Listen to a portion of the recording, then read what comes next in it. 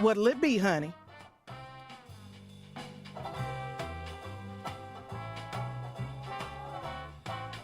Is this place a bowling? Oh, my Lord. It says restaurant. How do you explain that? That's so the customers can bowl while...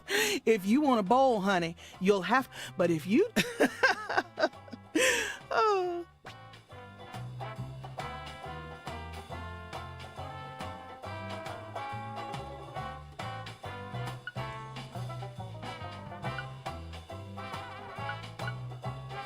Come back anytime, honey. You ain't...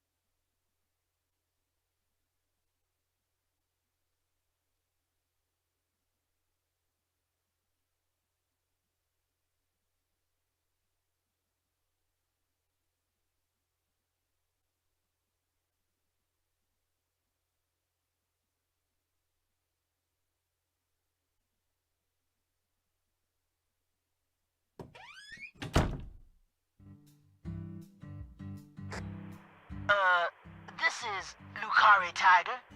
Do you read me? Over. Lucari Tiger to DC Eagle. Do you copy? It's Daddy. Hurry up and answer.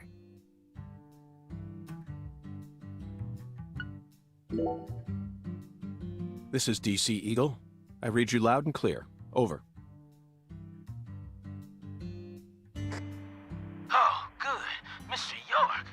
I'm sure glad you picked up. There's no point in using code names if he's just going to say my real name. Mr. York, can you hear me? Hey, Mr. York! Oh, right. Over. DC Eagle to Lucare Tiger. Is something wrong? Over. Mr. York, I got something I need to tell you ASAP. Just sit tight and listen, okay? Over. Roger Wilco. Go right ahead. Over. I just happened to overhear some of the Clarksons talking on another channel. Apparently, Lisa's mother's been missing since early this morning. I reckon it might be related to the case, so I wanted to let you in on it right away. Oh, over. Lisa's mother. You're referring to Galena, the social butterfly? Over. Another special agent slam dunk. So, you already did a little research on her, huh? That's right. The one who's gone missing is the younger of the Clarkson sisters, and our town's queen of the night. No one can slip one past me. Because I'm the ultimate FBI agent, Francis York Morgan. My proverbial hat goes off to your investigative skills, sir. Anywho, Galena used to be an actress, and she's also real pretty in the face. Draws attention wherever she goes. If you happen to spot her while you're investigating, would you let me know? Oh, yeah! Wait. Hey, Mr. York, what do you say we cut this out, huh? Over this, over that. It all seems kind of overblown, don't you think? Besides, I reckon we're the only ones listening to this. No need to be so stiff, right?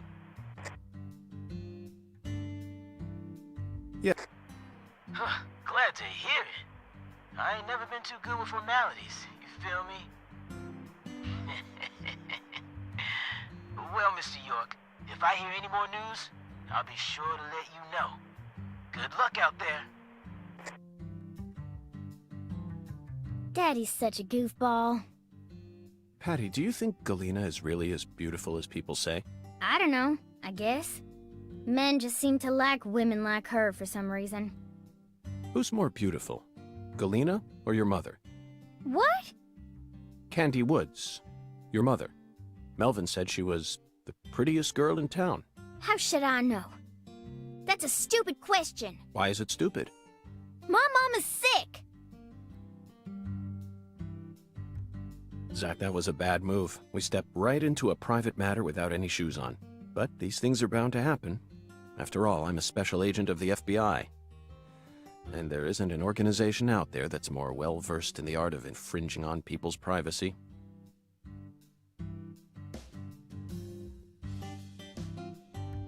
Zach, I can't go on. We need to eat something. At this rate, I'll be the first FBI agent to die of hunger while on duty. I'd prefer not to go down in history for that sort of first.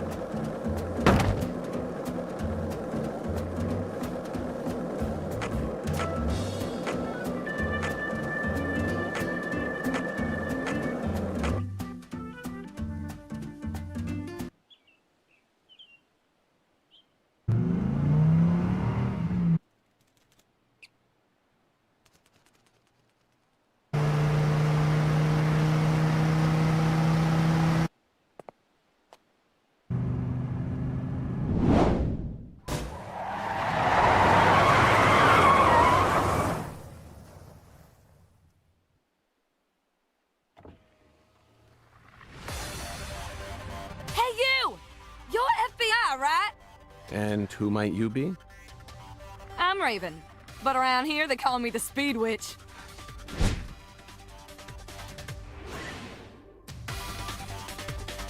You're here investigating the lease case, yeah?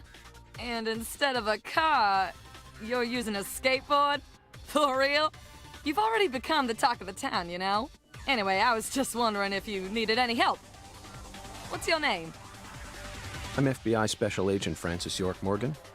Please, call me York. Okay, Yorkie it is! I'm actually testing out a new kind of business right now. And I was hoping you'd be down to try it out, Yorkie. What kind of business are we talking about here? I drive my customers to wherever they want to go, and once we get there, they pay me. Now that I think about it, I reckon it ain't much different from a taxi. Seems a bit strange to call it a new type of business then. Only 'cause you haven't heard the details yet. Here, let me explain. I got a feeling that in the future, cell phones are gonna get more advanced.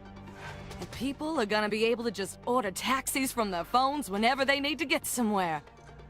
So I'm thinking, hey, why don't I just start a company that instantly sends out drivers to take folks from point A to point B? How?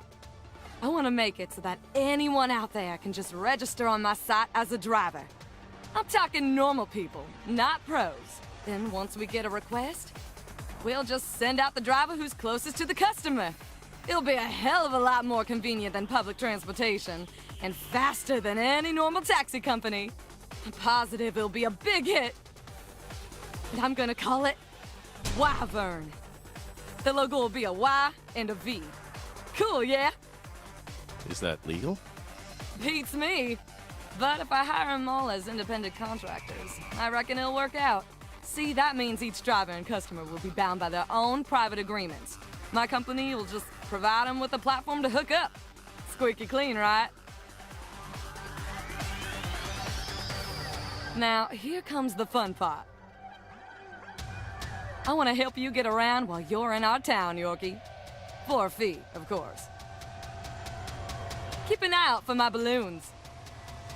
Whenever you see one in town, give me a whistle and I'll be there. Why not invite me to use your site then? Why are you out here driving around? I'm still experimenting with this business model. My site isn't open yet, and I'm still trying to figure out what sort of fees will work best. So I decided to go find myself a customer to get a feel for how things will really go. Well, wanna ride? Zach, that was quite the spiel, wasn't it? This seems like little more than a scheme to make some pocket change from carpooling. What's new about that? Although it will be a bit hard for us to keep investigating here for days with nothing but a skateboard. What do you think? Should we accept her offer?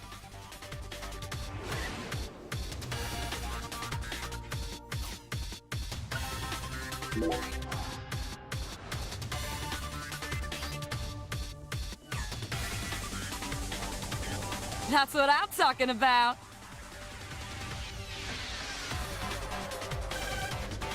Come on, get in, get in.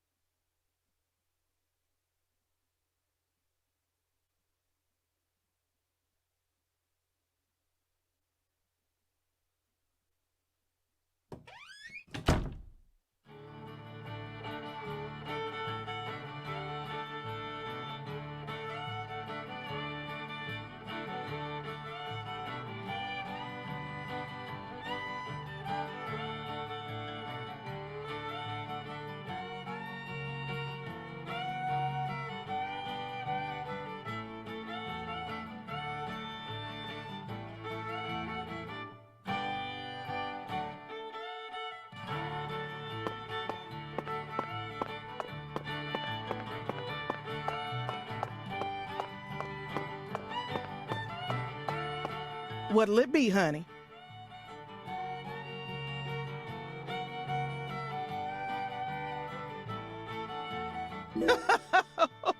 Oh, coming right up, honey. I'll put my heart and soul into it.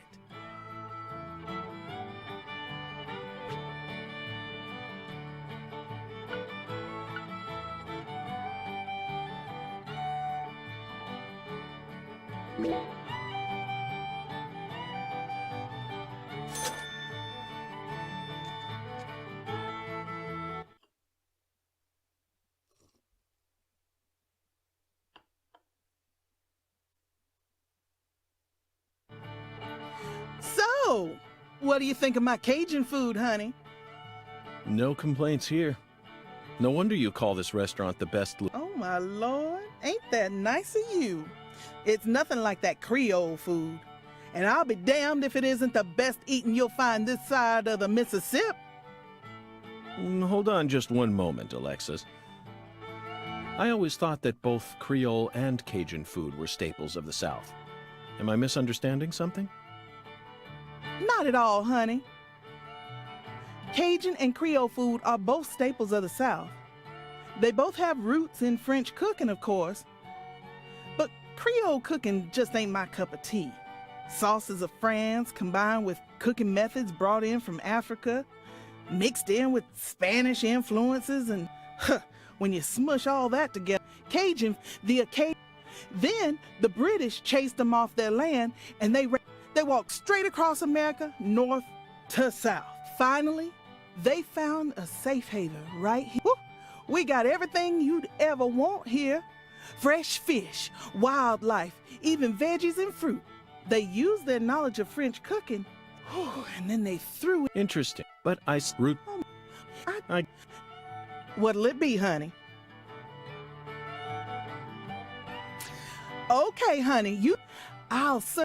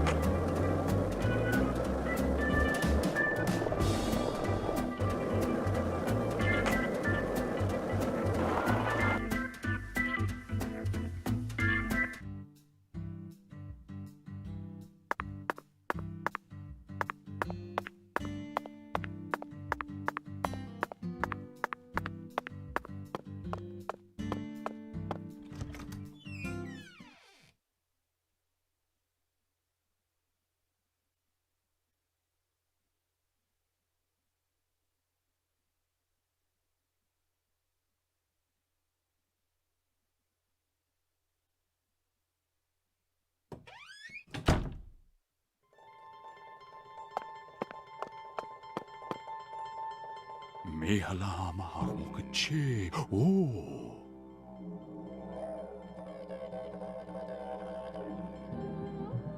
Verily, much shall serve thee well here.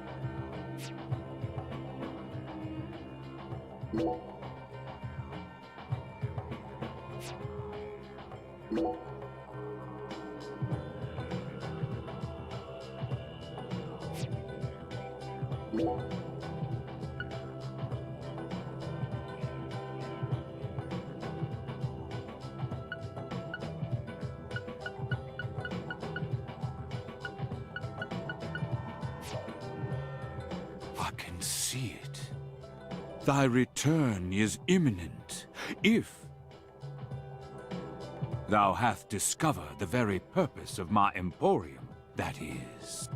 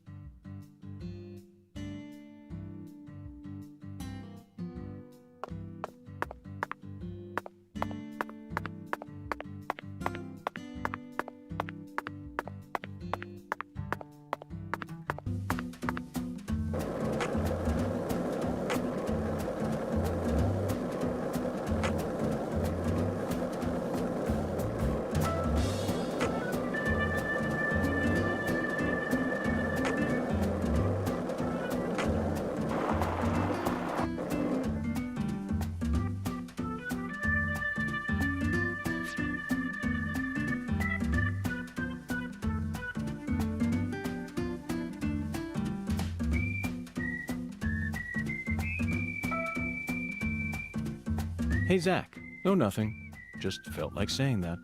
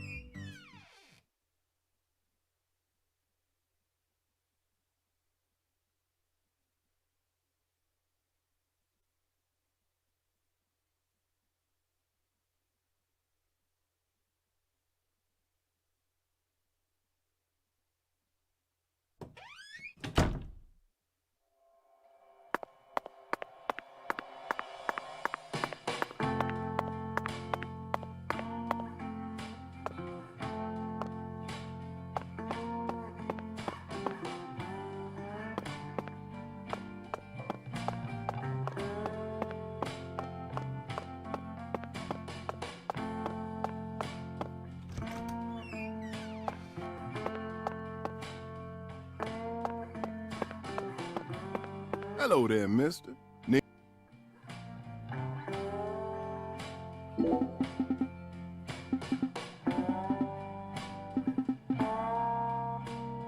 Hello there, mister. Just you remember now. You ain't gonna find, so give me a holler when it...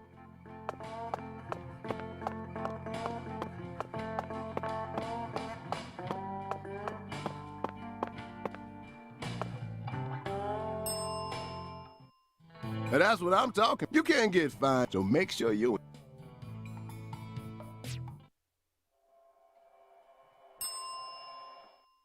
Now that's what... You can't get fined, so make sure you...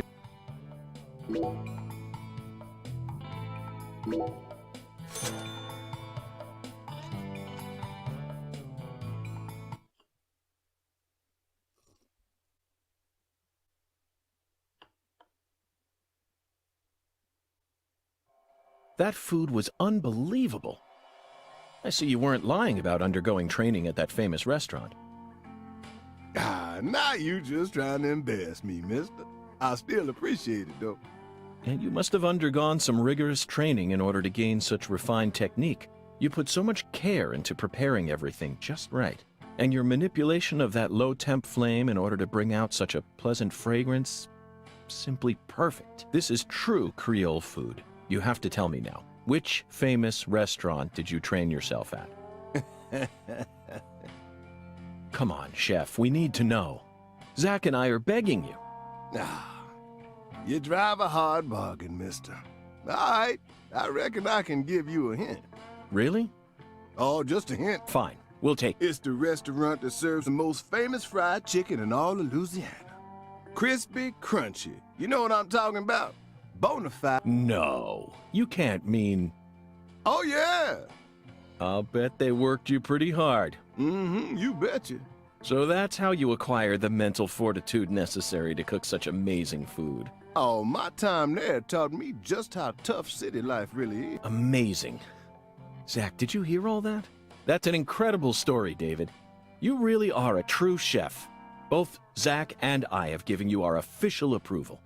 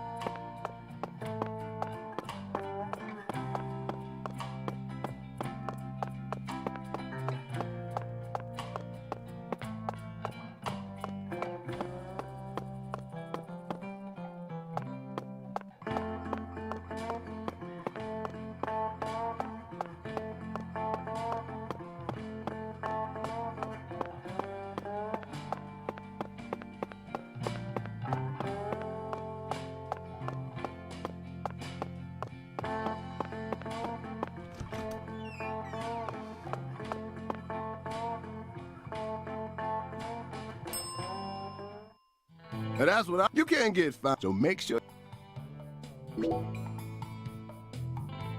Thanks, mister. Next time you get...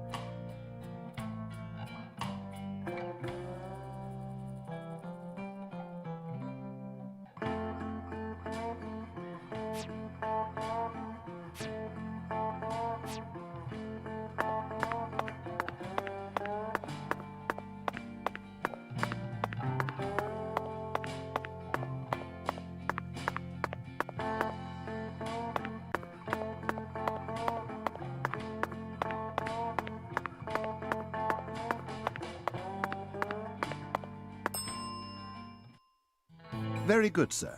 Please, come.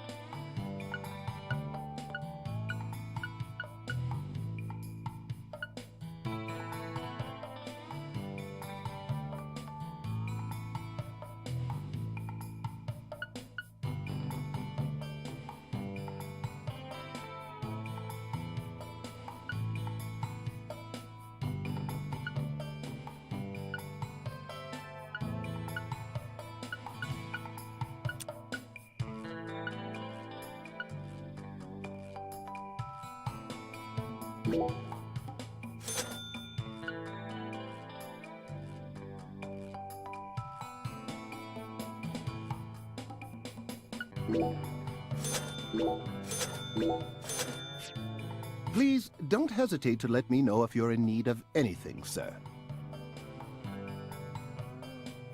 Would you mind if I asked you just one? By all means. Do you run this entire... Yes? So you... Oh, heavens no. The chef, the bellboy, and my... So the Clarksons own this... Not quite, sir. This hotel opened its doors long... Impressive. No wonder this building... Indeed. This is probably the only building... So who's the owner? I simply must know the name of the person who had the fortune and sense to come into... The owner of this hotel is none other than... Zach, that's the fourth David. It all makes sense now. It'd be strange. I sincerely hope I get a chance to meet him during my stay here. If I may, Mr. Morgan, sir... Why not? Unfortunately, our own... The three of us here describe him as having...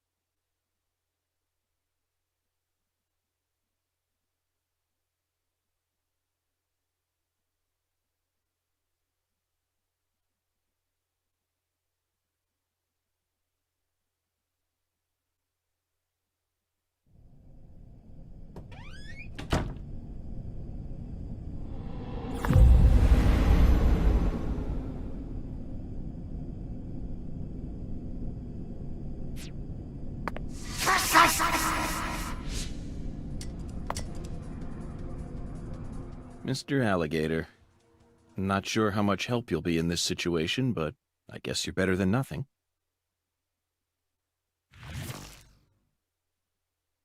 What the... Zach, I don't even need to say it, do I? This is right out of that movie. Videodrome, 1982, directed by David Cronenberg. At the time, it was seen as a hard movie to digest for normal moviegoers, but now it's become a cult classic. I always just saw it as another weird Canadian movie, but this changes everything. My arm and my gun have become one. Now I can really understand what Max was going through.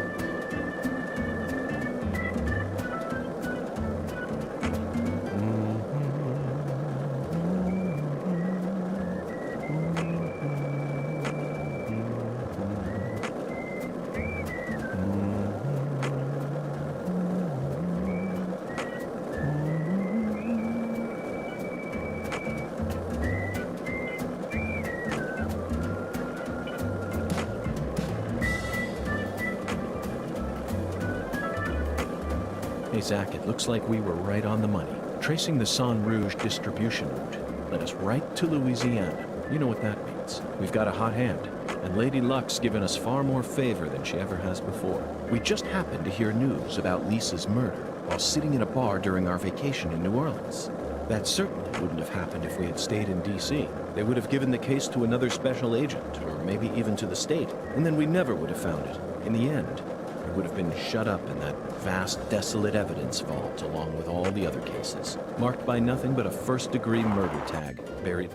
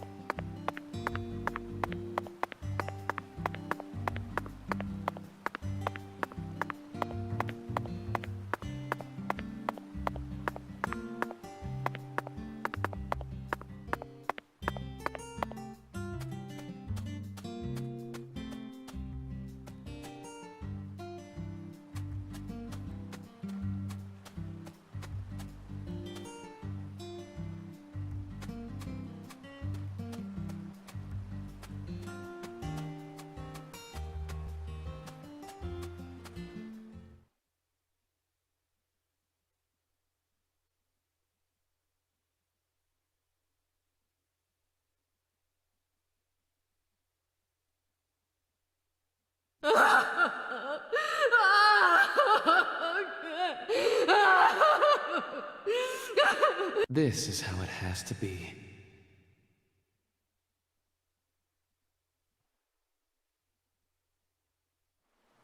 Why did the perpetrator decide to enshrine Lisa's body here?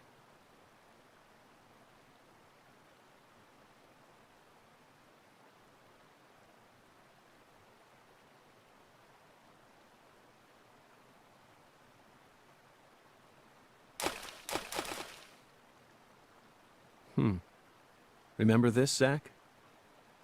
Stone skipping. We did it all the time when we were kids. For some reason, I could never beat you. But I feel like I've got what it takes to win now. What do you say? Shall we take a trip down memory lane?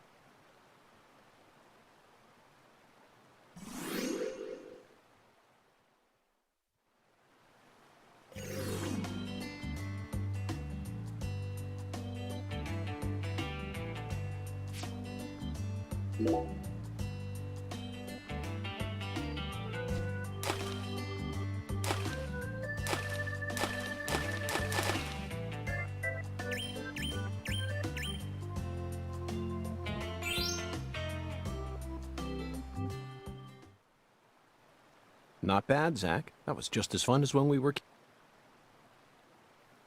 Hey, what's that? No wonder the word Mississippi means father of waters. It has the power to carry boats down the tiniest of tributaries. It's one of the prime symbols of America's majesty and the vitality of the human race. Now about that boat. What sort of cargo would give it such a deep draft? What else do you see, Zach? I saw it clearly, if only for a second. The dragonfly crest. This town never wants to stop reminding us about the Clarksons.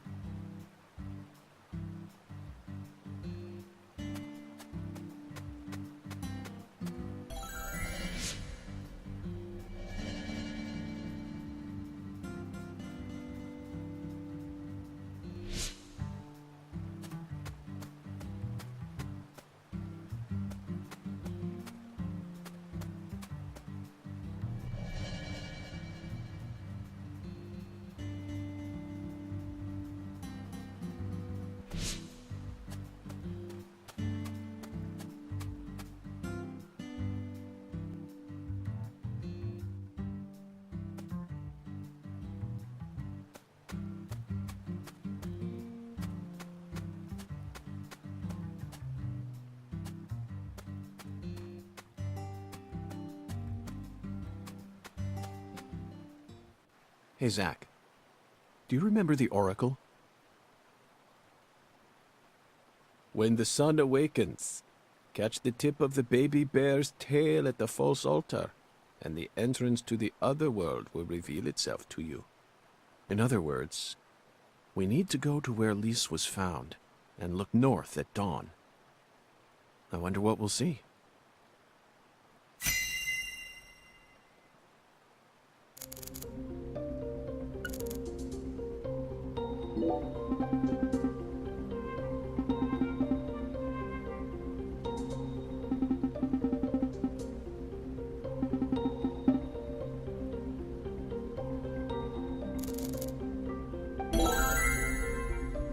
It's a skull, Zack. As clear as day. That's the spot. The barrier between our world and the other world. One might call it a singularity.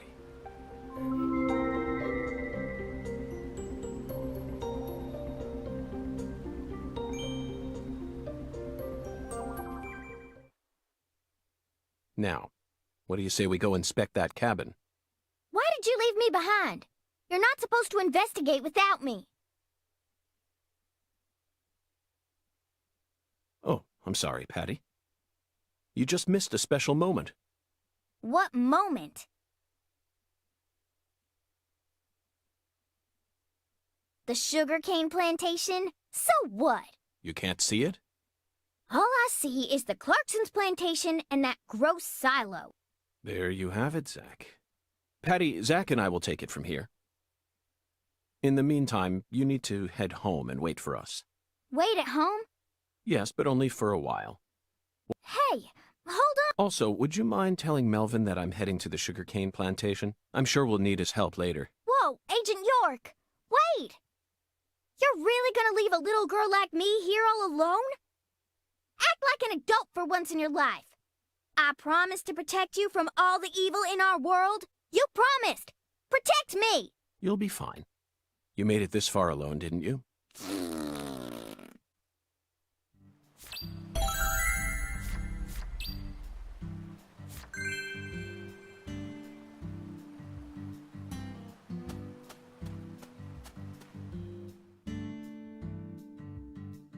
Oh, if it isn't Are you angry with me? I don't know what you're... Oh, good.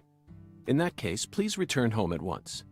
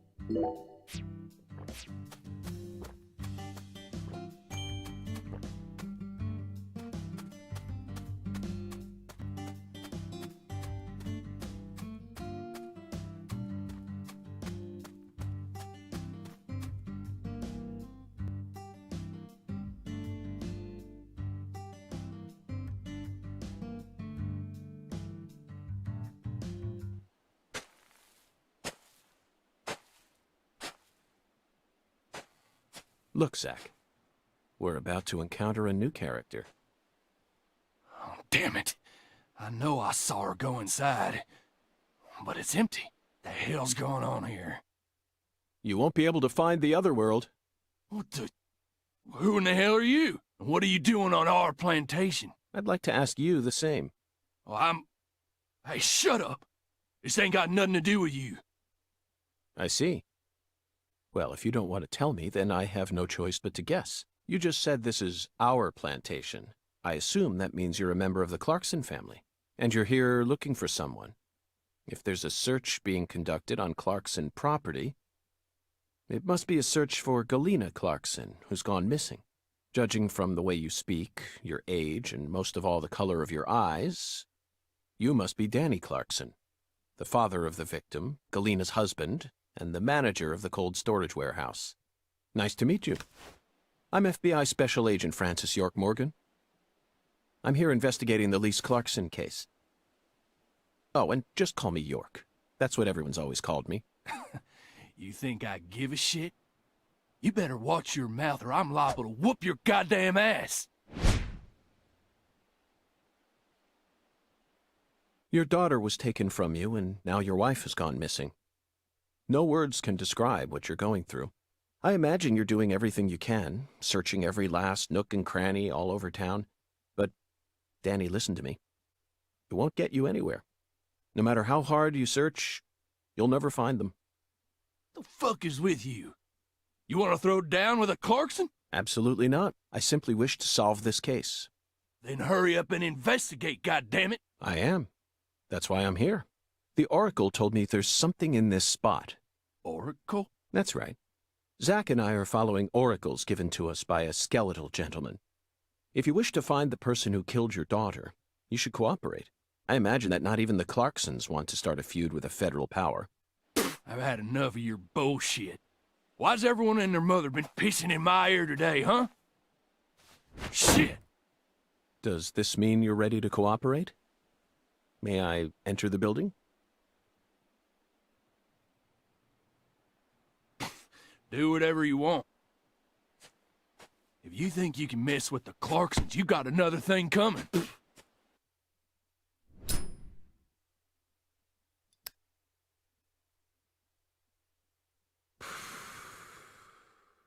Zack, it appears that the Clarksons have no idea where Galena is either.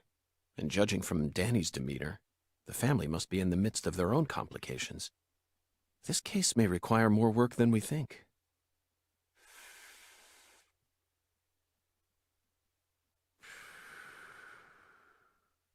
Zack, Danny married into this family, didn't he? Yet he's acting like he's a full-blooded Clarkson. I'm surprised, really. That was the most unexpected aspect of our encounter. After all, he's only the son-in-law. What do you think, Zack?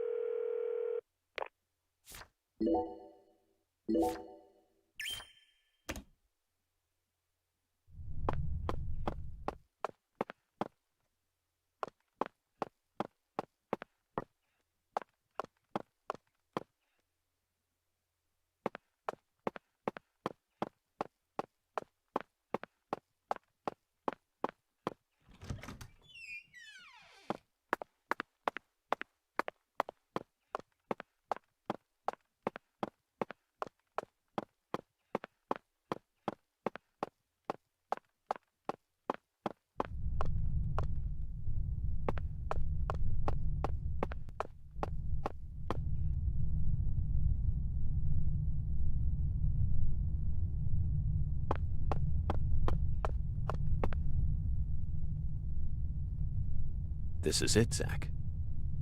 A deadly premonition.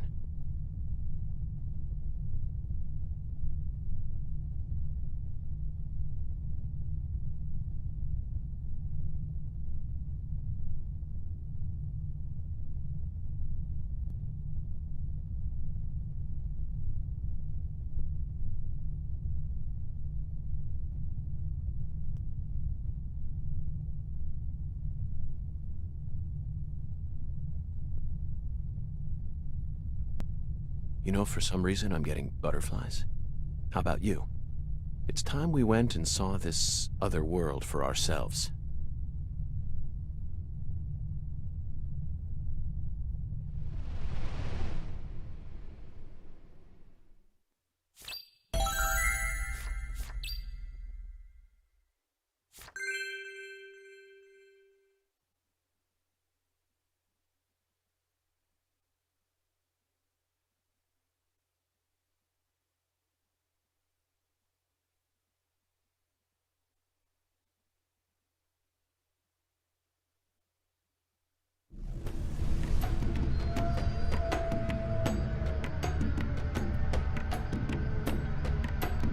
Zach, the countryside is always so entertaining. It has far more stimuli to offer than the big city.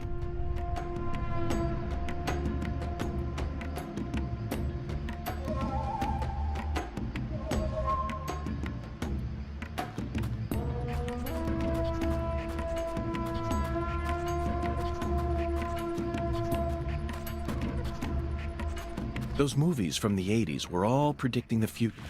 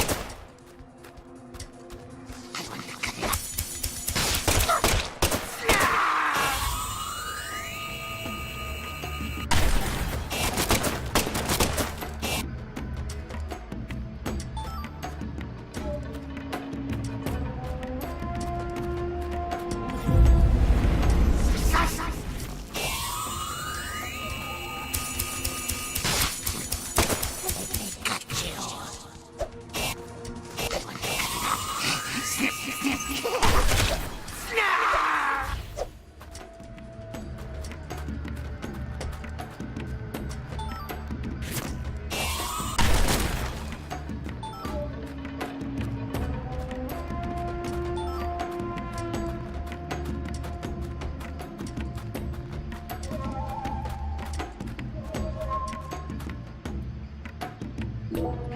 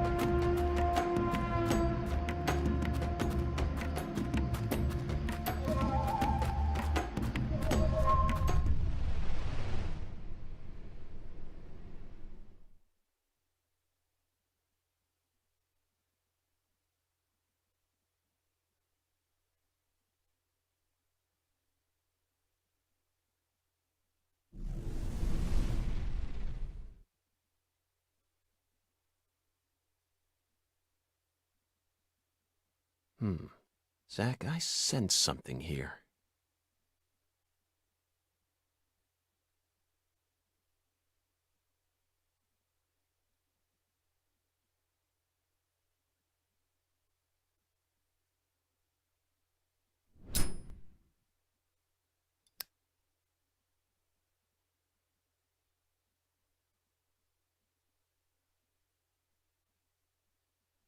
Lise was murdered here.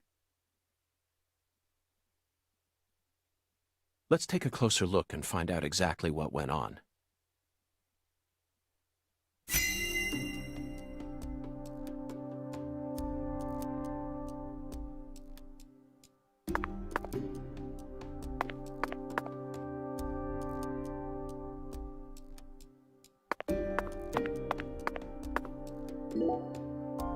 Zach, the murder weapon was an axe.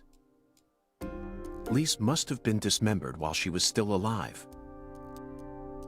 And the woman holding the axe, flashy clothes, beautiful face, and that dragonfly ring, this must be Lisa's mother, Galena Clarkson. Look, Zach, she's crying. It's the polar opposite of Lisa's euphoric expression. Galena is brandishing an axe while tears stream down her face. What was going on in her head? More. I want more. Red powder. This must be Sang Rouge. But for some reason, it looks more vibrant than all the specimens we've gathered so far. Wow, it's amazing. Zach, there's a tall woman here. Very stylish. She'd stick out like a sore thumb in this town. Is she watching the murder? No. She's clearly more than an innocent spectator. She must be deeply entwined with this case somehow. Okay, let's get started. This is gonna be so... Zach, Lisa's limbs were severed while she was still alive. But she's smiling. She must not have been able to feel any pain. Sang Rouge isn't that powerful of a drug. At least it shouldn't be. And look, Zach. Another dragonfly. The tattoo is just to the side of her navel. She always carried the mark of a Clarkson with her, wherever she went. Lise, you're so beautiful.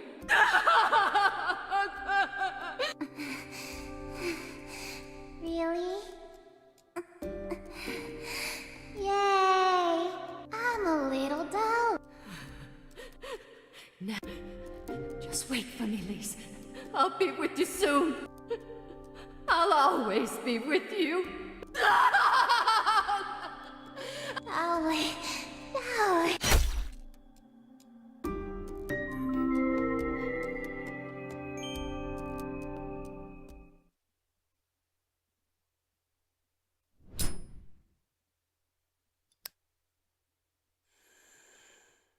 Lise Clarkson was murdered. After she died, why did the killer feel the need to move her? Bodies are usually only moved to cover up evidence, but this is different. Lisa's body was enshrined.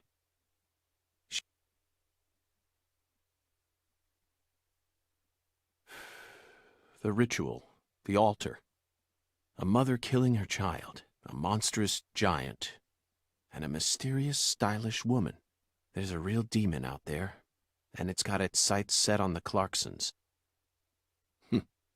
But Zach, this is exactly the kind of case we FBI agents are here to solve. Isn't that right?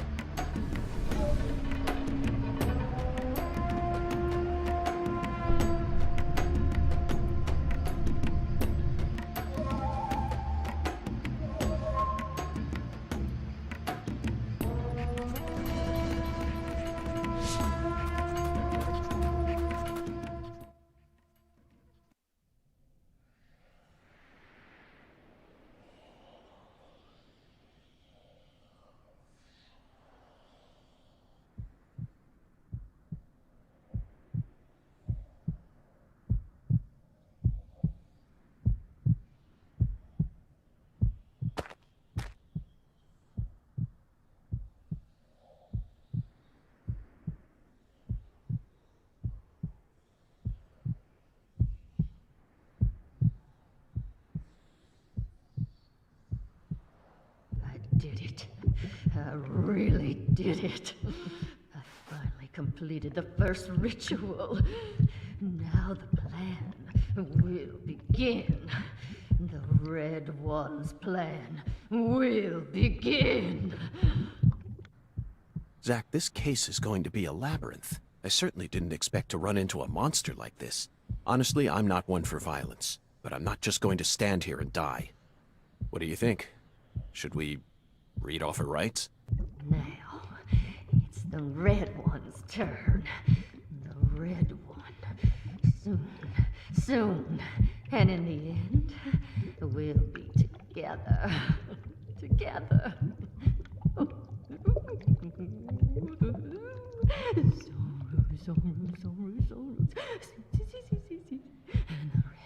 the red. Oh, see, red. Oh, yeah. I killed Lise. I did just as I was told. I killed her.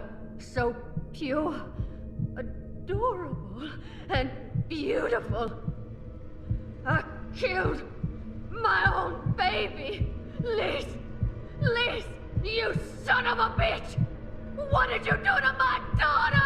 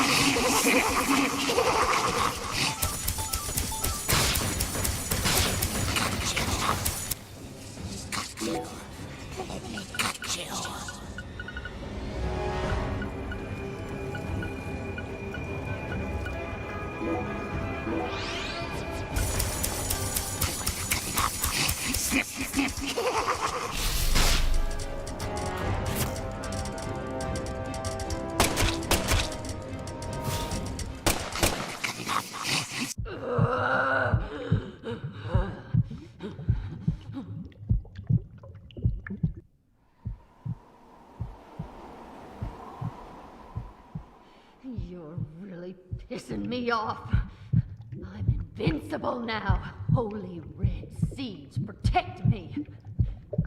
So then why? What are you? No, it can't be. You came here to stop our plan? You can't stop us now. We already made our sacrifice. You don't know how much we sacrificed. How many tears of blood we cried. Oh, for the Red One's plan. We've come so far. The Red One gave me the honor of lighting the flame. I'm not gonna let you stop me here!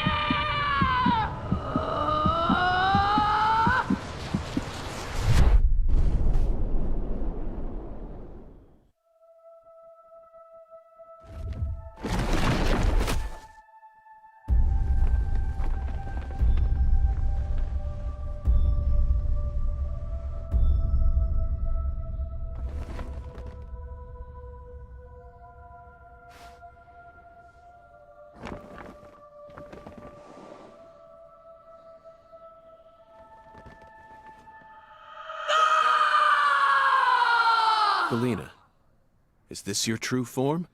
Gosh, Hollywood would have been all over you. Although you probably would have been typecast as a gross monster. The kind that heroes always kill. We're going to make a new world! And no one's going to stop us!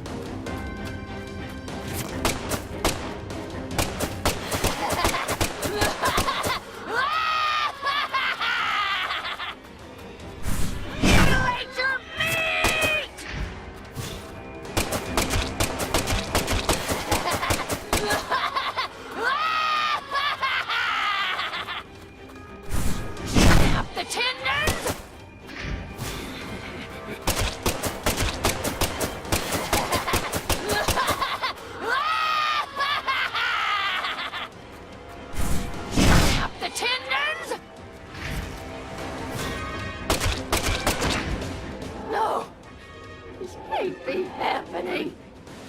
Ow.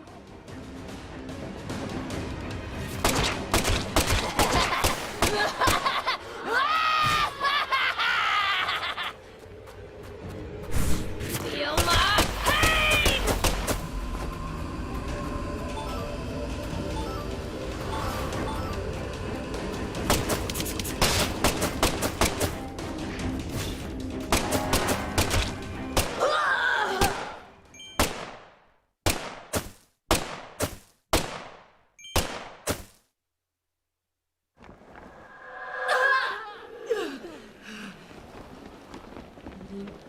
Push.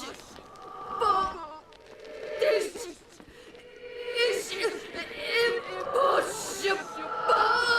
Red 3!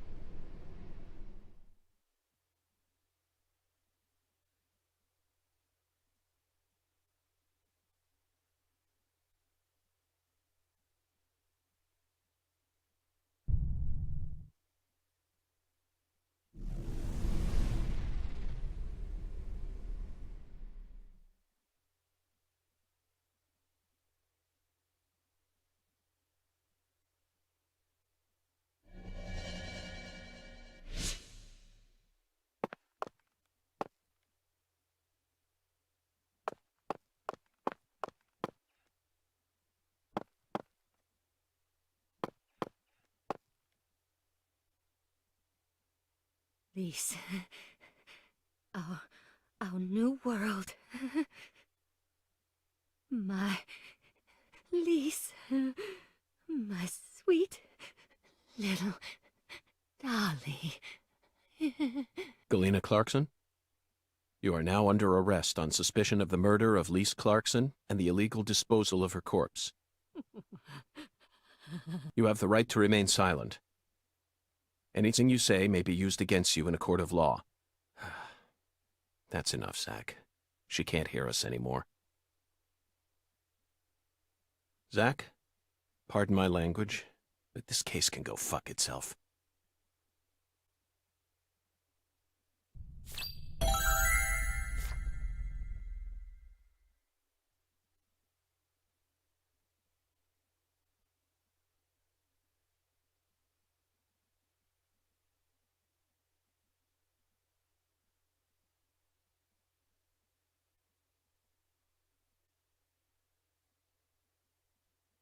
I owe you one, Mr. York.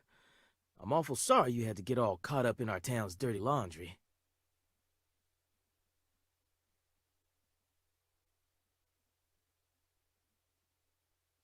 I didn't expect you to catch the criminal this soon, though. You never fail to impress me.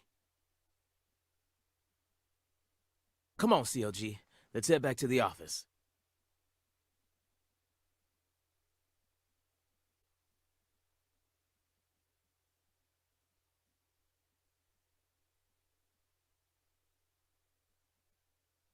Mr. York and I both got a lot of cleanup work to take care of.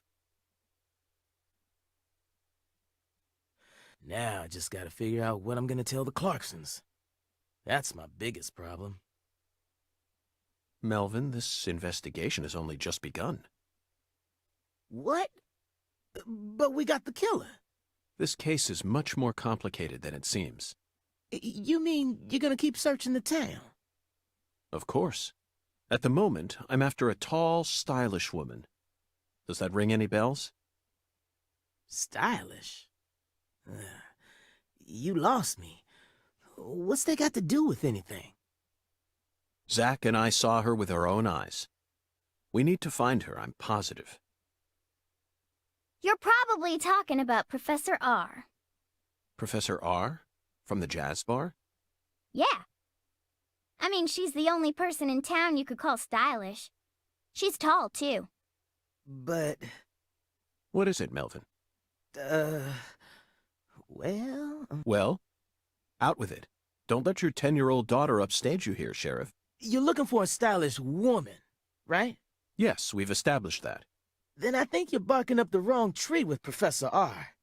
She isn't exactly a normal woman, if you catch my drift. I hear you loud and clear. Melvin, you're careless in every sense of the word, but I believe you operate on the side of good in most cases. With that in mind, I'm disappointed to see that you carry some prejudice with you. But I, Is she the type to forbid customers from entering her jazz bar due to the color of their skin? No, she ain't like that. Well then, case closed. Melvin, I think we should call it a day. I'm going to head back to my hotel and get some sleep. I also need to prepare a report to send back to the Bureau. Patty, thank you very much for assisting me in my... I'll be counting on you again tomorrow. I just helped an FBI agent. Oh, and Melvin, one more thing. You needn't worry about what to tell the Clarksons. I'm sure they already know that Galena's been arrested. After all, this is Lucare.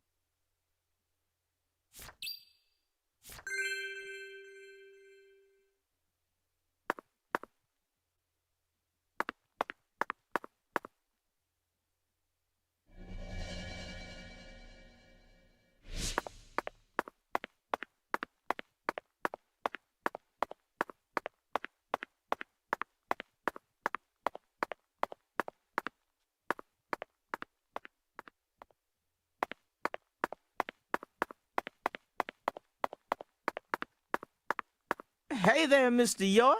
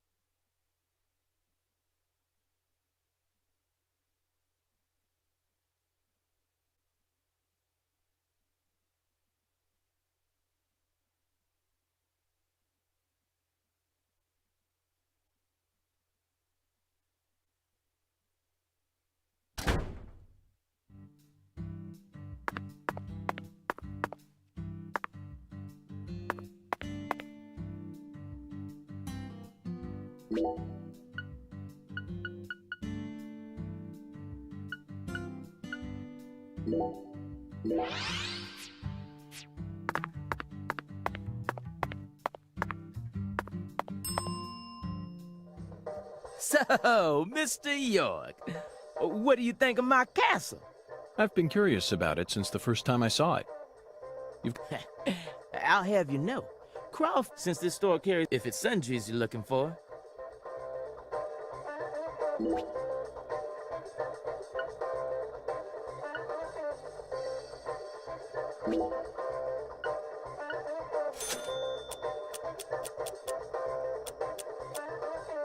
You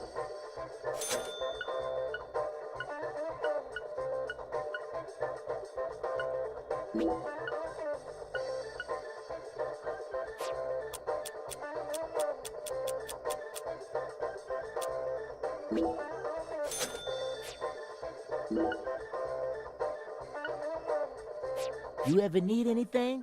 You just... You're not only... Sure. That's terribly convenient, Melvin. But I have one... What if a crime occurs while you're managing the store? Running a business and keeping the peace, both jobs require immediate response in times of crisis. I just can't see how it would be possible. It's actually pretty easy, Mr. York. But what if a criminal who just robbed a bank came here on his way home and bought up all your stock? Oh, I like the sound of that. You want to make me rich? Hey, how about I'll never let money stand in my way. It's not the boss of me, for... Melvin, that was a serious... Really? Not even the Clarksons would do something that crazy. No point in preparing for something that'll never happen, right? After all... Get it, Zach? It's Occam's... Melvin, I have to say, you're a very balanced... Now I feel confident that the Woods household will do just fine, even if you end up losing your job as town sheriff.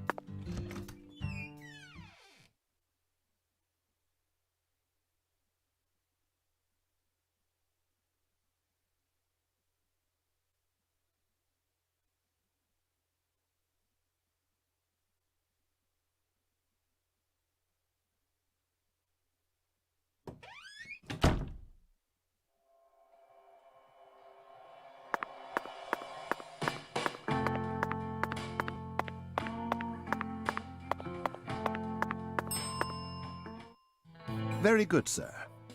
Please. Serving you is my... Please do let...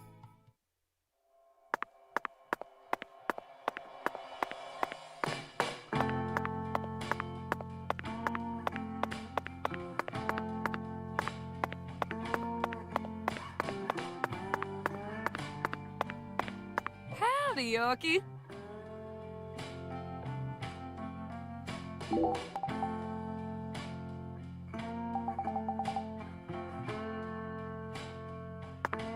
Hiya, boss. How can I be a...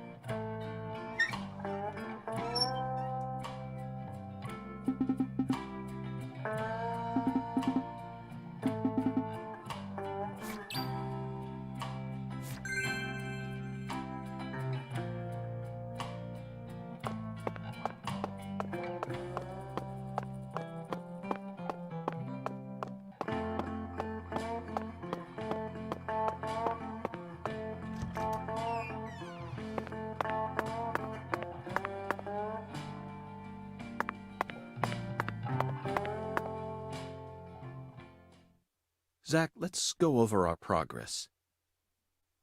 We've got a complicated case on our hands this time, especially as far as the Clarksons' relationships go. But in a way, it's also a simple one. Understanding them on a deeper level is the most efficient way to uncover the truth behind all this. That's the one thing I'm sure of.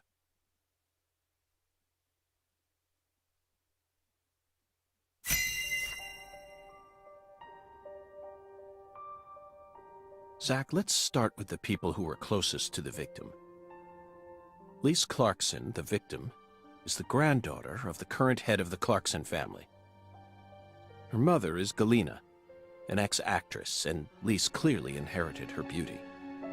Except for her eyes, that is. Lisa's eye color matches that of her father's. Now, do you remember who Lise Clarkson's father is?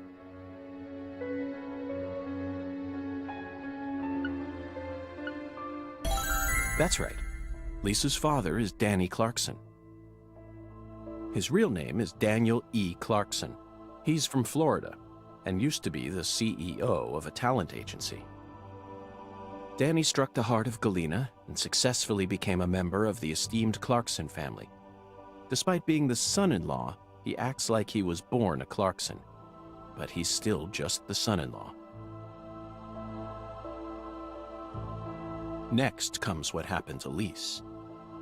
According to Alexis, Lise said that the man was as tall as an oak tree. I believe that's the same 10-foot-tall giant who made the fingerprints we found in the cold storage warehouse. Now, what did this man do to Lise prior to her murder?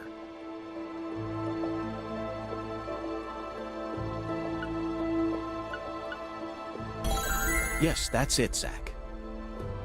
The man as tall as an oak tree followed Lise around and watched her. Despite his towering stature, he must have been rather shy.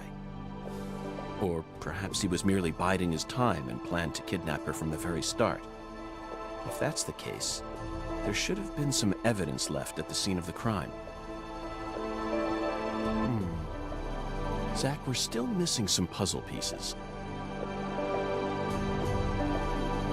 Speaking of the scene of the crime, I did some profiling in the plantation's control room.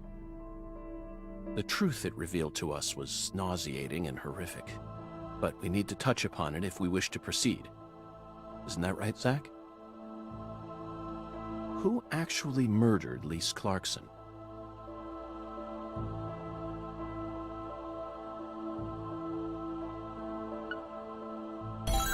Yes, that's right.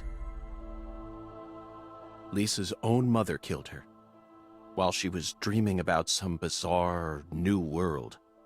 This is by far the vilest and ugliest crime we've ever seen. The fact that Galena set up her daughter's body at an altar makes this case even more complicated. Remember, not a single sacrificial human murder has ever been proven and documented in all of American history. The real world is far more complex than what we see in films and video games. And sacrificing a human life for something else is no easy task. In conclusion, Zach, through our investigation, we found one character who sticks out more than anyone else. You know exactly who I'm thinking about, don't you? We'll need to have a word with her in the near future. Who's the stylish woman we saw during the profiling?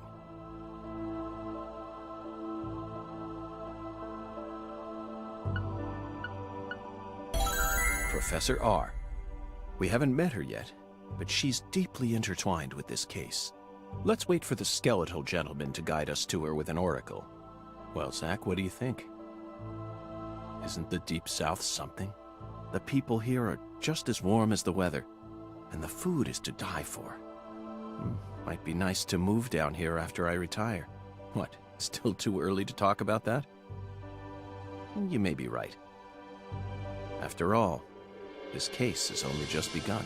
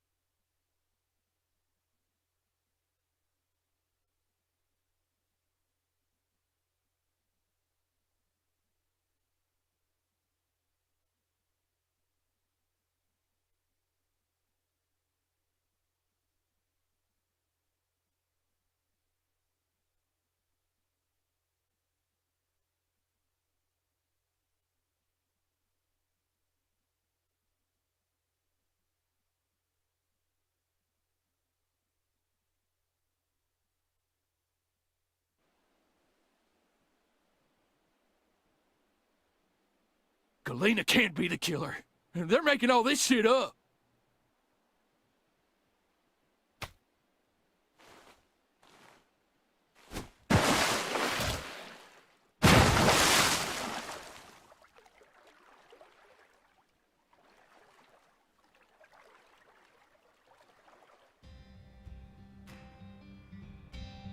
If what you say is true, Daniel, how do you plan to prove it? It's nearly been a century since the Clarksons first took control of Lucari. 100 years. I always thought my legacy would live on for 300 at least. I'm gonna find the real killer and beat the living dog shit out of him. Yet it looks to me like times have changed. We ain't in the good old days no more. You understand me, boy? Yes, sir. I'm right there with you, Paul. I'm gonna continue what you started, sir, and make the Clarkson family strong again. First, I need to find whoever really killed Lise and bash their fucking brains in. I saw this coming. Ever since the day Lenny left home, the town of Lucari has been cursed. We can't stop what's happening now. It's too late. It's beyond me. No. It's beyond the minds of anyone who comes from the olden days. You understand me now, boy? Yes, sir. Believe me, I do. I'll kill him. Just leave everything to me, Paul. Are you serious about this? Yes, sir. Right hand of God. Look right in my eyes. I ain't lying. I'm serious. I just need you to lend me some troops, sir. We need retribution right now. That's the job I've been given, and I intend to do it. Well then, let me ask you one more time. Are you serious about this? Yeah. Hell yeah. I'm a Clarkson, and all Clarksons have a job to do. Isn't that what we always say? Mm-hmm. then I'll need an arm. Yeah. What? Well now, you want to use my troops, I'm gonna need to know whether or not you're really serious about this. Just one arm. Slide it on through that wire there, and it'll take care of it for you. Paul, I mean, you're joking, right? Daniel, have I ever told you a single joke? No, but... If you want to become a real Clarkson, then you done got yourself a job to do.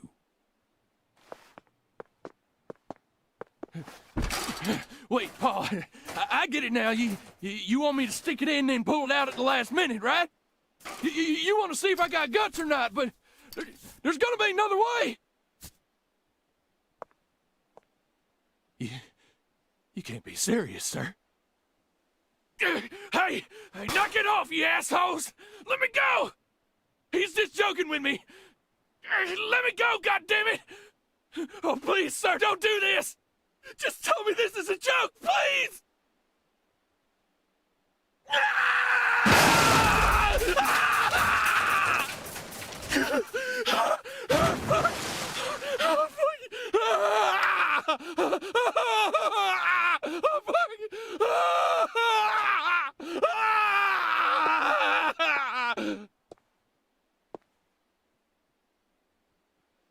I am a Clarkson.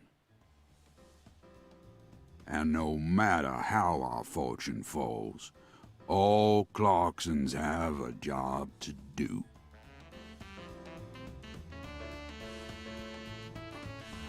That be the law of this land.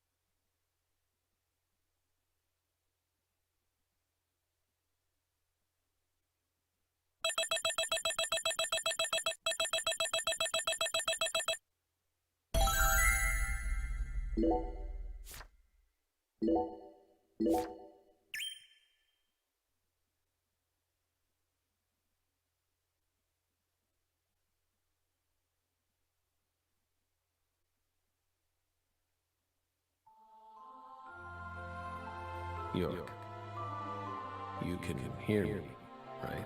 I'll be with you soon. I'm not sad. Honestly, I can't wait. It's all I think about lately. I mean, we'll be together again. We'll get to discuss movies, food again.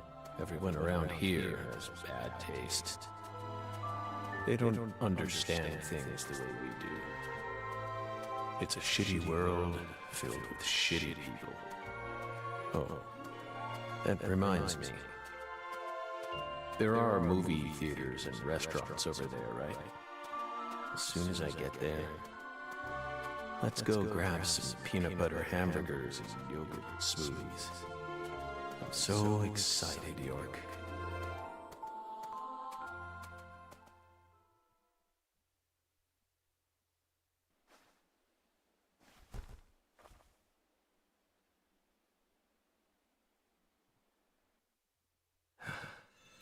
Please, York, don't rush me. You just need to wait a bit longer. I still have one job left to do. I need to finish it. I have to.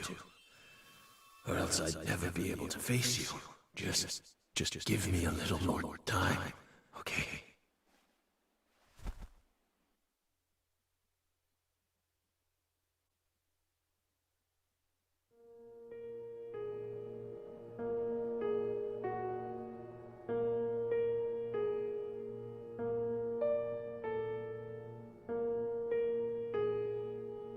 So, Lisa's mother, Galena Clarkson, confessed to murdering Lise.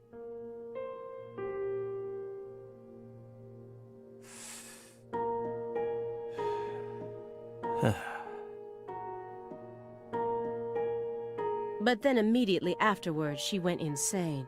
So you had no choice but to detain her. What a terribly convenient story. You were the first person to find the suspect hiding at a farm on the edge of town. And you even got her to confess to the crime, right then and there. Did anyone else get a chance to hear Galena's confession? Only us. How did you even find that shack in the first place?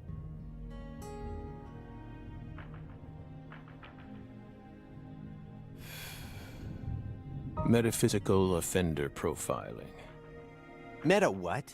Should I know this word? Metaphysical offender profiling. The term appears 6 times in the Lucare report and 14 times in the 2010 Greenvale report. As long as you're solving cases, the people in charge don't really care what sort of words you use. But we're different. You utilized a highly abnormal method to instantly hone in on, then you did it again and again. And every time you used it, one term kept appearing in your files. Metaphysical offender profiling. Mr. Morgan, would you mind explaining to us what this term means? We could try.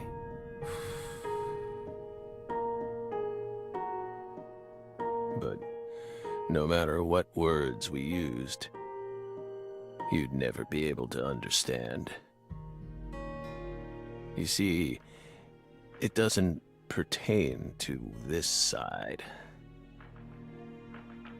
Come, my fairy. Stop hiding back there and give them the explanation they so desire. What? You're too shy? Mr. Morgan? Mr. Morgan! Come on out. Don't be afraid. You can do. Is that all you have to say? Don't underestimate me, Morgan. I know you and the Clarksons share a deeper connection. Much deeper than how it appears on the surface. I need to shake him with something else that's directly connected to the Clarksons. I'm gonna jog his memory by force.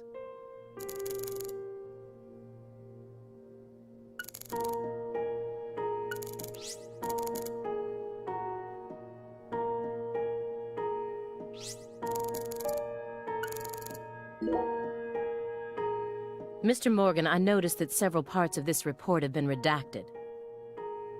For example, here. One individual's name has been erased from the key figure list. Would you mind telling me why? Someone in charge must have thought it was unimportant. Or maybe even inappropriate. Why would they think that? How should we know? We've never understood what those people do. Well, I took the liberty of trying to restore what was taken out. Normal ink was used to blot it out, so I was able to recover part of it. Here's what it says. Sapling salesman. All the other redacted parts seem to be connected to this person, but I can't think of a single reason why this individual would need to be removed from the report. Why is he so untouchable? Oh, him. He's nothing. We were barking up the wrong... Meaning? Can't include someone who doesn't exist in an official report doesn't exist, you mean he had nothing to do with the case? Yeah, you could say that.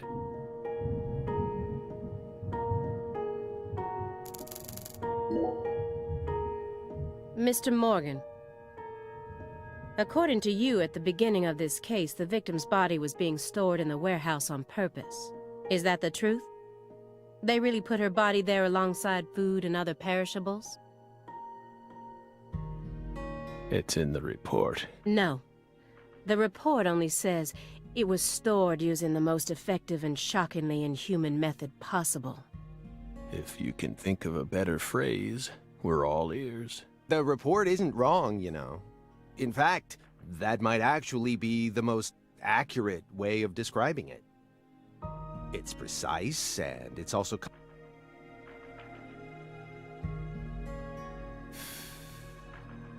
Wow, Simon. We never would have taken you for a poet.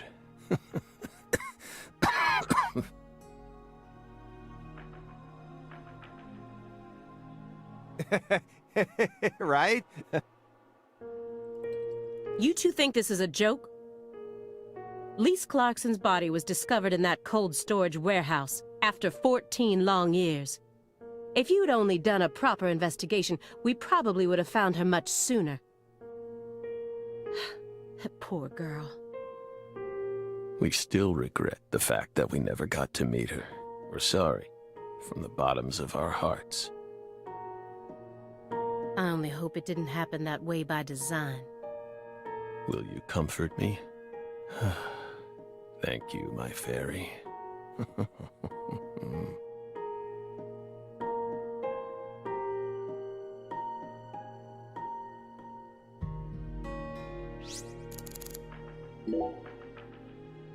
Those letters look very old. The postmark suggests they were sent out from Louisiana. And I suspect that dragonfly mark belongs to the Clarkson family.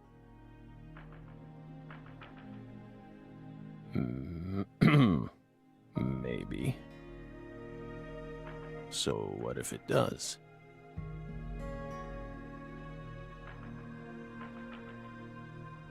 A stalker has been harassing Patricia Clarkson for several years now.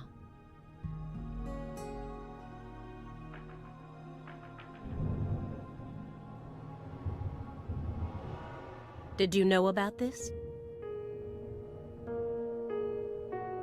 Constant silent phone calls, unmarked letters. She also spotted a suspicious figure lurking near her mansion several times.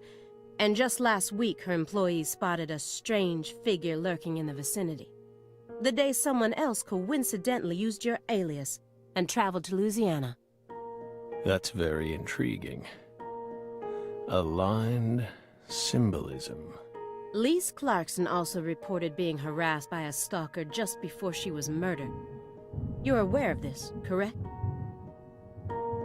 Because I didn't find any mention of this in your report. No direct connection to the case. That's what we must have thought. The visionary lies to himself, the liar only to others. Which are you? That's enough for now. This all has nothing to do with the case. Besides, there's no evidence that proves those letters are from her. Isn't that right, my fairy?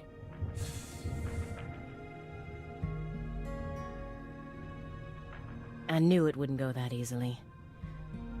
Maybe I should try asking my questions in a different way. I could use Agent Jones here.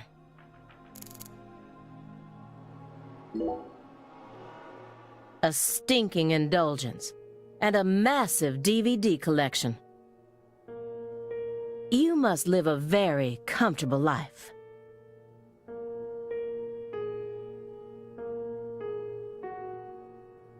We're retired, remember? Retired in your 40s. I'm envious. But who doesn't love movies, Belle? I'm not a fan. Oh, that won't do. You should dedicate all the free time you have to watching movies. It's practically an unwritten law.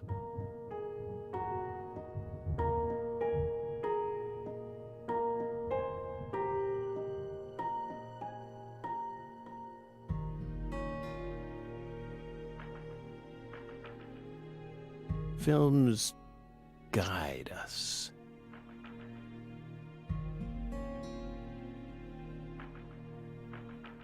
Films are filled with every important life lesson there is. Is that so? For example, They Live, 1988, directed by John Carpenter. That film taught us a valuable lesson. Always put on your sunglasses before a fight. You know, you've got a point. Movies teach us about everything we need to know. I learned about the right way to eat frozen pizza from Cobra. It's one of Stallone's best films. Before that, I wouldn't be caught dead trying to eat frozen pizza. I thought it wasn't fit for human consumption. But that film changed my life. Simon, that has nothing to do with the film. You're just talking about pizza.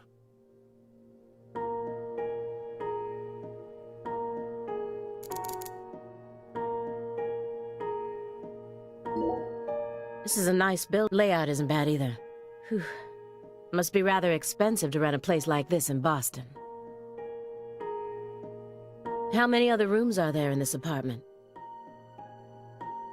That room over there, your bedroom? Huh. Why so curious, Belle? It almost sounds as if you're seeing this place for the first time. Aside from the hardware shop on the first floor, every apartment in this building has the exact same layout. We're well aware that you studied the layout of this apartment before you came to see us. There's no need to act so roundabout. Just be honest. Say it. I want to see your bedroom. Well then? Doesn't mean we'll let you see it, though.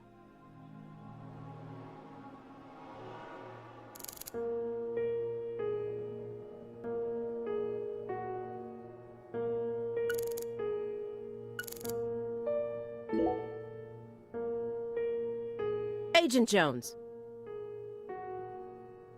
Are you paying attention? Or do you intend to waste Mr. Morgan's precious time? No. Sorry. I'm just a little tired. I'm listening. Take your hand out of your pocket. Didn't they teach you any manners at Quantico? Oh, right. Guess they slipped my mind. My bad. I'm actually kinda nervous. I'm not used to this sort of thing. Data analysis is my specialty, you know. I'm sure I'd be able to calm down a bit if I had some pizza, though.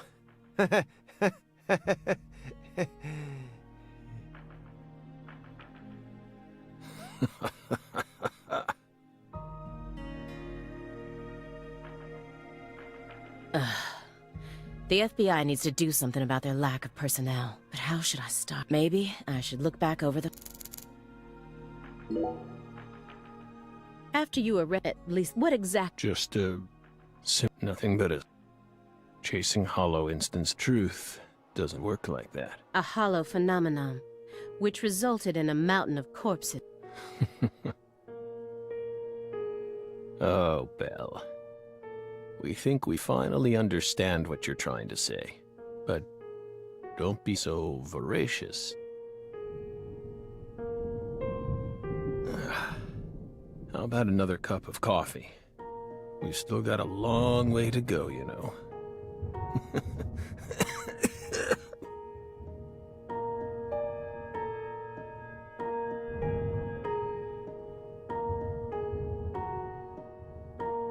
Yes. It's coarsely ground, so there should only be 4 teaspoons per cup. No more, no less. Next, the coffee travels from the funnel to the siphon. Simon, normally you only do surveillance in order to gather data, correct? Hiding microphones and cameras, sifting through garbage, wiretapping, shadowing, tracing credit card histories. You'll do whatever it takes to gather data in order to prevent crimes. That's how the FBI works. Well, yeah, you're right. No reason in hiding it now, I guess. Why do you ask? Our Southern Belle has adopted a very peculiar MO. It's almost like she has a special power, just like us.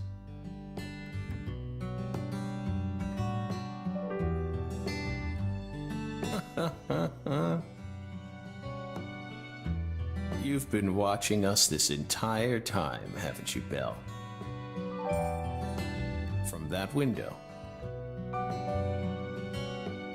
I don't need to answer that question.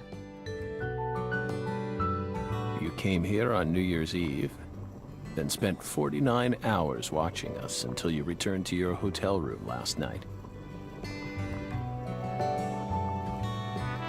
You observed us the entire time without sleep or rest. And you only ate once, some pizza delivered by Simon.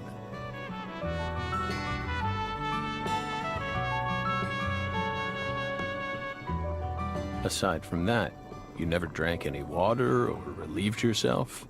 You simply sat there and continued to watch us. You have visions, too, don't you? You came here solely to hear us talk, didn't you? But then, why bother watching us for over 2? You didn't come to talk with us. You came because you wanted to see this apartment with your own eyes. And because you're already convinced of something, isn't that right? He who fights with monsters should see to it that he himself does not become a monster. And if you gaze long into an abyss, the abyss also gazes into you. But I... Oh, coffee.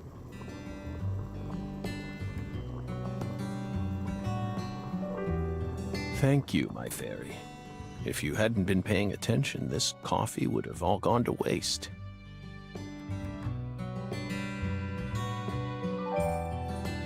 The pus in our brains. It really has a way of interfering with our lives. Didn't remember. She came along.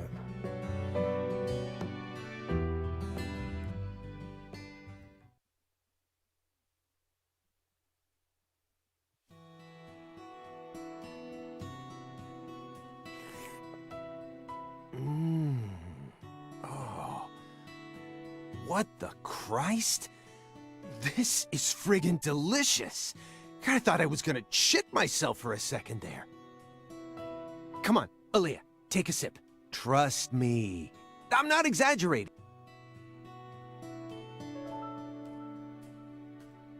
I don't believe it. It's better than any coffee I've ever tasted. Of course it is. Coffee is a sacred drink. Coffee saved us.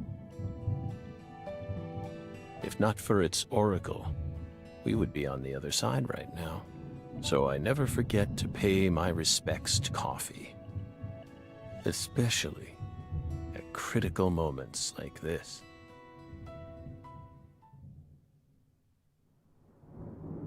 Big black cumulonimbus clouds are in the sky. And that sound. Thunder snow is coming.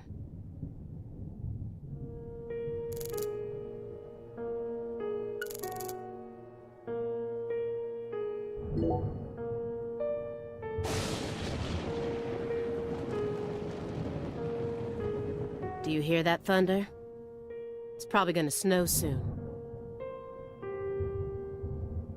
We're in Massachusetts. That's the norm for this time of year. Well, I'm not used to the cold. If possible, I'd like to finish this up before we get stuck in a snowstorm. Agent Jones, after we're done here, Agent Jones, is something the matter? Snap out of it. Oh, sorry. Yeah, I know. Do you? Then stop daydreaming. Okay. You just what? I just My stomach's been letting some thunder loose, too. Thunder? That cough... It what? The coffee was just so good, it, Excuse me? What is wrong with you? Now is really not the time for this. Right door at the end of the hallway. Thanks. Hold on. You can make it. We can do this. It's not...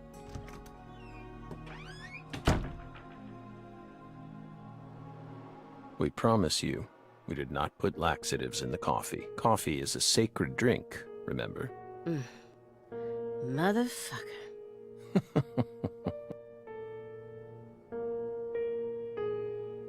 There's no doubt that the report omitted information linking Morgan to the Clarksons. I need to get him to confess. There's a secret weapon in Agent Jones.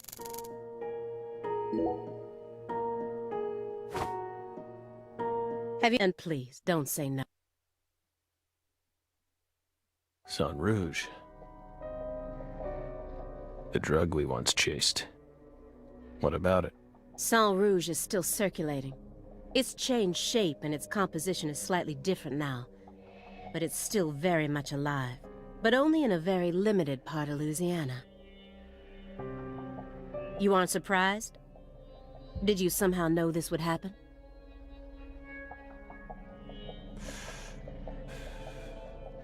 Copies of another drug being circulated isn't exactly a rare case. But Sang Rouge is special. The inimitable Enigma powder. The origin. It has many names, and no one was ever able to copy it. We've also been trying to figure out what it's made from ever since it appeared. But it's impossible to analyze. After all, it appears to be made from common ingredients that can be found anywhere. But if you try to use those ingredients, all you'll end up with is a mundane hallucinogen like DMT. If you're lucky, no. Sang Rouge requires a special recipe. The original recipe, which someone's been guarding this entire time. Someone who survived the incident in Le Carré.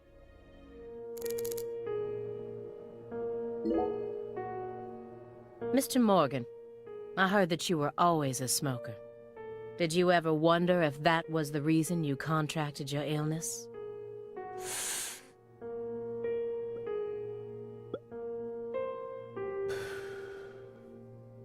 What does that have to do with this case? Nothing. I'm just personally curious about it. Sometimes, people die in car accidents, regardless of how well they take care of their health. Other times, they slip on their bathroom floors and crack open their heads. Isn't that right, my fairy? I'm not concerned with statistics. I'm just curious about you, right here, right now. We switched over from nicotine to this. It's less addictive. That's one step in the right direction, isn't it? Perhaps. If we're talking about withdrawal, but it still seems like you're smoking too much at once. Honestly, it looks to me like you have a mental dependency. Maybe. But so what if we do? Surely you know about gateway drugs, yes? When a person starts to use one drug, it becomes much easier for them to branch out and try other drugs as well. The first drug acts as the gateway. Oh. Are you No. I'm simply...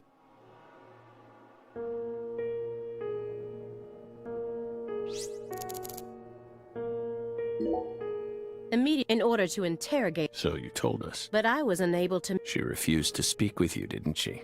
That's so like her. No. She didn't... You see... What? To put it more accurately, no one's seen her since the afternoon of the 28th. According to her employees, she shut herself up in her room for several months before she... But since that sort of thing happened often, they didn't think anything of it. On the morning of New Year's Eve, they noticed her window was open, and when they went up to check on her, she was gone. But no one knows how long her window had been open for. This is just my hypothesis, but on December 28th, a strange man visited Le Carré and was spotted near her mansion. That man must have found some way to lure Patricia into his car, the '89 Cadillac that he bought used. Then, The two of them drove north to Trenton, where they boarded a train to Boston. They would have arrived here around midnight on the 29th, or perhaps early morning on the 30th.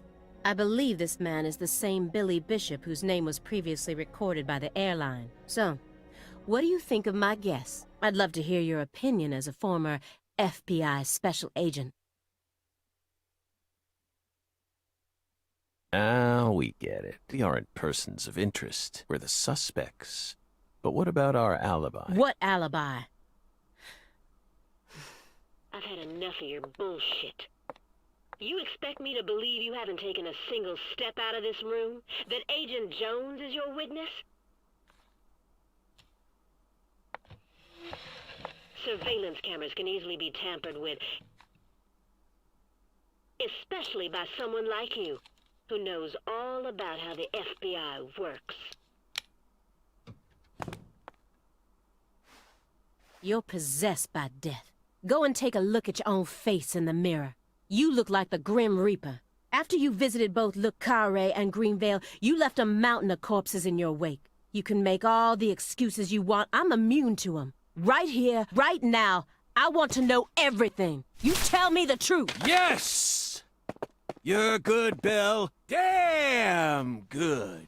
You're brimming with potential. Don't you think she's the perfect partner for our last dance? What do you say, my fairy? Don't you agree? She's good. So good. What do you want to know? We've got nothing to hide. Go on. Question us. This is how it's got to be. Doesn't this remind you of something? You know what I mean, my fairy.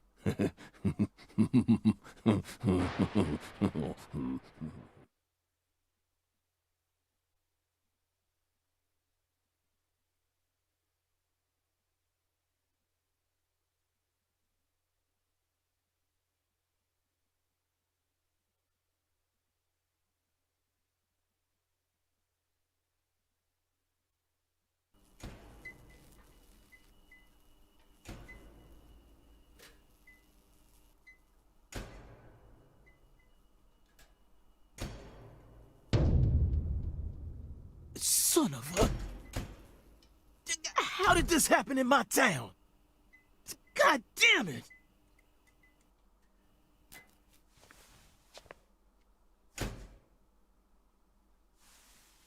The head and limbs were severed and lined up, according to the lines that were drawn with her blood. Just like migratory birds flying systematically across the sky. Hey, Zach, what do you think this means? They're severed roots. Severed roots? This is the way the Clarksons kill someone when they want to cut him off from the family. And how do you know about this? Everyone in town knows about it. They're just too scared to talk. What does the V stand for, then? Beats me. What, you think I know everything now? Vilitatio. It means quarrel in Latin. That's what the V stands for. Latin. Intriguing, isn't it, Zach? There are no defense wounds on the corpse. In other words, Galena showed no signs of resistance when she was amputated. But, strangely enough, there are small traces of subcutaneous bleeding around the wounded areas. That's a vital reaction, which means she couldn't have been dead. You mean... Yes, that's right, Patty. Galena was amputated while she was still alive, and she never resisted. Is that even possible? It certainly isn't impossible. For example, if she was put to sleep with a drug, or if she desired the amputation herself. Why would she ever desire that? Mr. York, I'm sorry, but there ain't no way that could have happened. How can you be sure of that, Melvin? Our world contains phenomena that could never be explained with logic. This is especially true for phenomena in which humans are involved. Do you really think all the facets of love and hate can be explained with logic? Well, no, I don't reckon I do. Yeah, might be too early to rule out those possibilities, just like you say. Zach, now we truly know just how deeply the Clarksons are involved with this. Patty, how long does it take to reach the Clarkson estate? Just a short drive. You just gotta head west along the Mississippi. You can't miss it. Got it. Thank you, Patty. By the way, Melvin, no matter how accelerated Patty may be, don't you think she's still a bit too young to see something like this? For the record, I have no intent to instruct others on how to raise their children, but... Holy moly, you're right! Patricia, CLG! Come on, sweetie. Kids shouldn't have to see stuff like this. Daddy, it's too late now.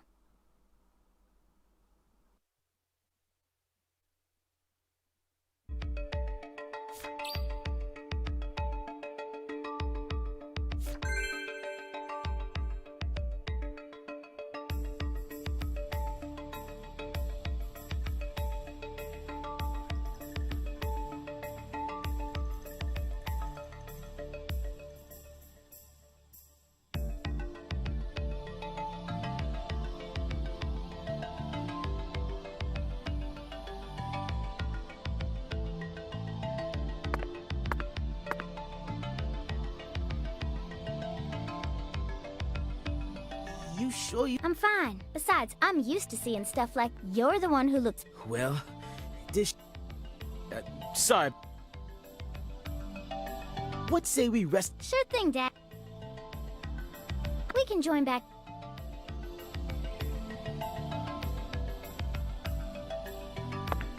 Galena killed... Do you really think that's what happened here, Zach? If this is true, why would they go... They could have easily done it after we released her. And judging from how Danny Clarkson was acting, how could he accept this grotesque butchering? There's no point in ruminating on this. We should get back to the investigation. As long as we keep moving, the answer will inevitably fling itself straight at us.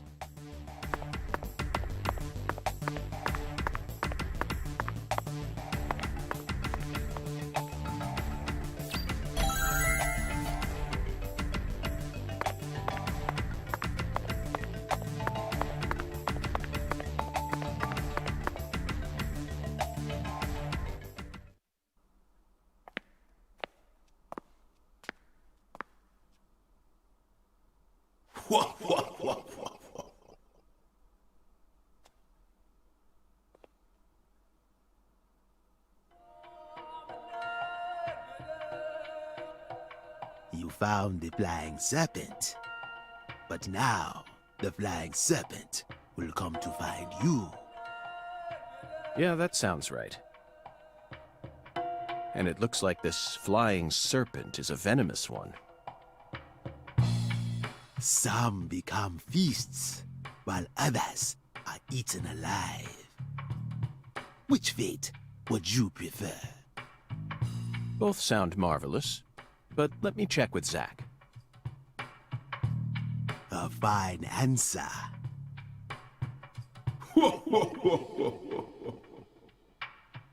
Find the one who fired the pistol at heaven. Within the white hall of beds, brandish the ticket to the goddess. And once again, you will see the other world. Do you comprehend the oracle? Zach, it looks like he's hell-bent on leading us back into that other world. Follow the oracle. Oh, I will, Hungan. There are only two types of things in our world. Things that should be resisted, and things that should be accepted. And I believe this oracle is something to accept.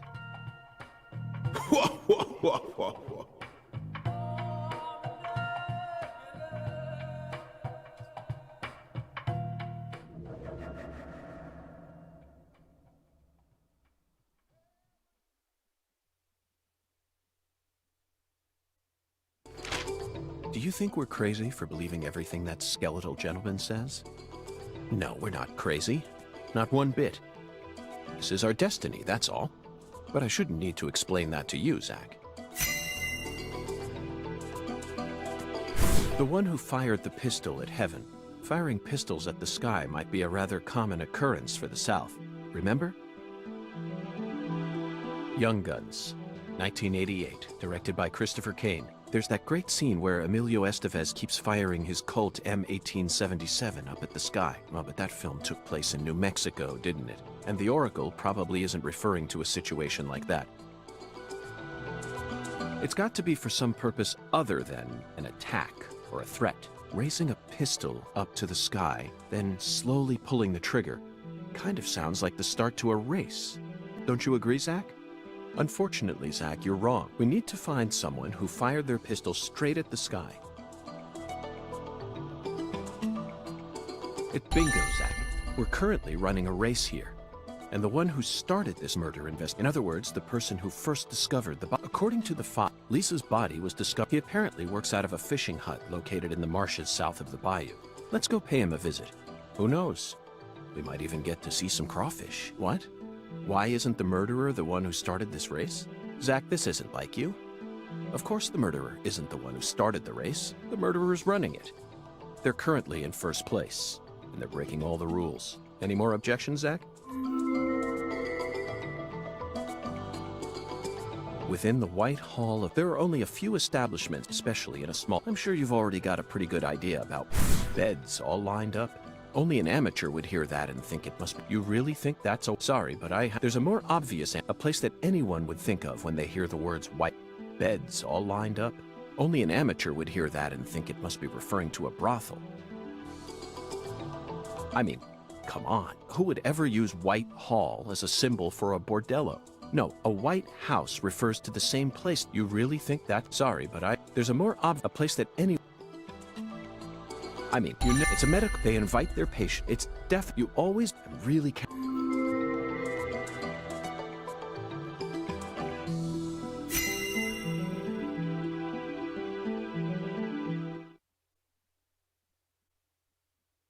Agent York! Hello there, Pat. I was simply... Who? Yes. Not that story. Is this how you all... This is the way I work. I bet you can... That's not true. I always work together with Zach. Oh, right. Don't worry. I'll be your part now.